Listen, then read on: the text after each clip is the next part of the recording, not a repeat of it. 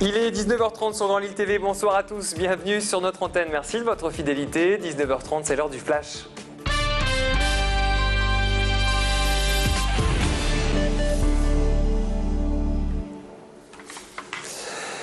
À la une, chaque premier jour de l'automne, la cuisine française sera mise à l'honneur avec la fête de la gastronomie. L'an dernier, le repas gastronomique français a été inscrit au patrimoine immatériel de l'UNESCO. Aujourd'hui, les restaurateurs se sont donc mobilisés toute la journée pour célébrer la première édition de cette fête en organisant plusieurs milliers de manifestations. À Tourcoing, la Chambre départementale des métiers et de l'artisanat a ouvert ses portes au grand public. Au programme, démonstration du savoir-faire des apprentis avec notamment des produits régionaux, ateliers cuisine, mais aussi et surtout dégustation. L'occasion de mettre en valeur le travail des artisans et les produits de notre terroir. Plus d'explications au micro de Bertrand Tang. La gastronomie représente beaucoup de choses, ne serait-ce qu'à l'UNESCO, puisque la gastronomie aujourd'hui elle est représentée à l'UNESCO dans le patrimoine mondial immatériel.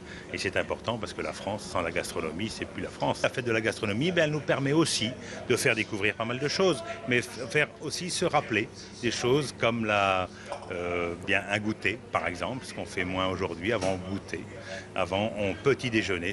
Tout ça est très important. On passe à cette polémique. En ce vendredi, des gens du voyage sont menacés d'expulsion à Villeneuve-d'Ascq. Lundi, près de 50 familles se sont installées illégalement sur un terrain le long du quai Hudson. 70 caravanes ont investi les lieux car toutes les aires d'accueil sont saturées. Or, c'est une tradition. Tous les ans, ces familles viennent une quinzaine de jours dans la région pour l'ouverture de la chasse qui a lieu ce dimanche. Devant les plaintes des riverains, Gérard Caudron, maire de Villeneuve-d'Ascq, a donc fait une demande d'expulsion. Mais la préfecture n'a pas donné de suite, invoquant un manque de moyens. La ville a contacté d'autres communes avoisinantes, mais aucune solution n'a été trouvée. De leur côté, les familles des gens du voyage sont fatiguées de rencontrer toujours les mêmes hostilités. Premier adjoint et deuxième adjoint d'ici, ils sont venus, ils ont essayé de téléphoner, ils ont essayé de nous trouver des emplacements, c'était pas possible. Ils ont voulu nous mettre sur le parking du Moulin, c'est le parking, il y a le truc du cercle, tout ça. Il n'y a pas de solution, on y va, on n'est pas là pour se battre, on ne veut pas se battre, ça ne sert à rien. Puis avec la police, on ne gagnera jamais, de toute façon, hein. On ne gagnera jamais. Je vous dis, cette dame-là, le premier adjoint, elle a appelé partout, impossible d'avoir un gain de cause pour avoir un emplacement, tout ça, elle dit c'est incroyable. On n'est pas aimé, c'est vrai.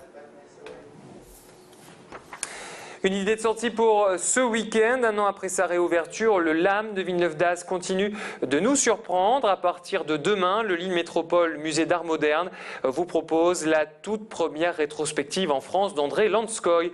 150 œuvres de l'artiste russe provenant de diverses collections publiques et privées seront présentées. Peinture, gouache, papier découpé ou collé, tapisserie et même mosaïque. Cette exposition met en valeur différentes périodes d'André Lanskoï, de l'abstrait dans les années 30, aux séries noires et blancs en 50 en passant par des gouaches des années 60. Plus d'explications sur cette installation au micro d'Élodie Bernachon. On les a mises comme ça parce que c'est vrai que nous, quand on les a découvertes, ce sont des œuvres qui n'ont plus été montrées depuis les années 50.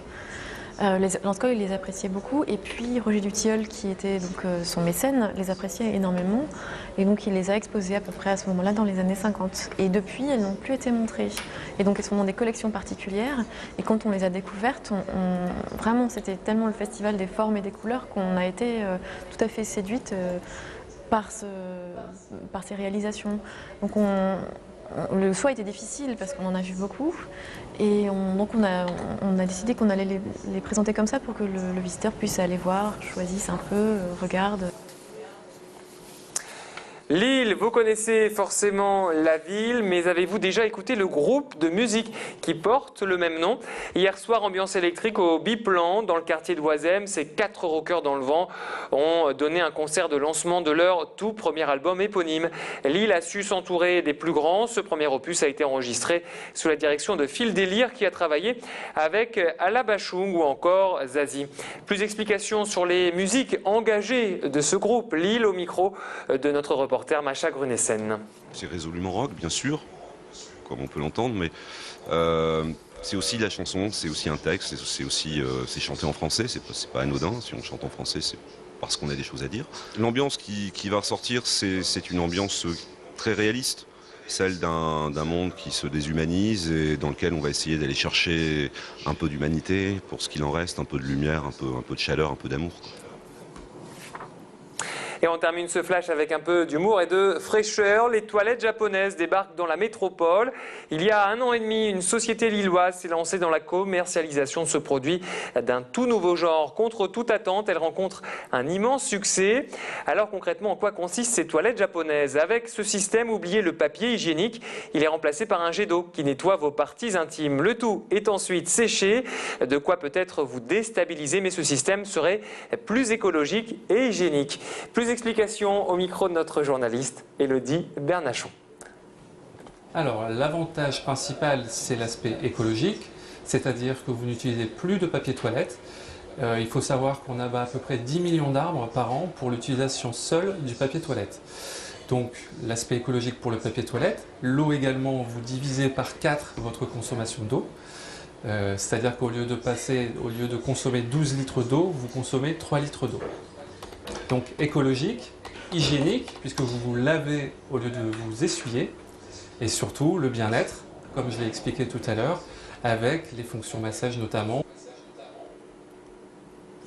Voilà, c'est la fin de ce flash. Tout de suite, c'est la météo.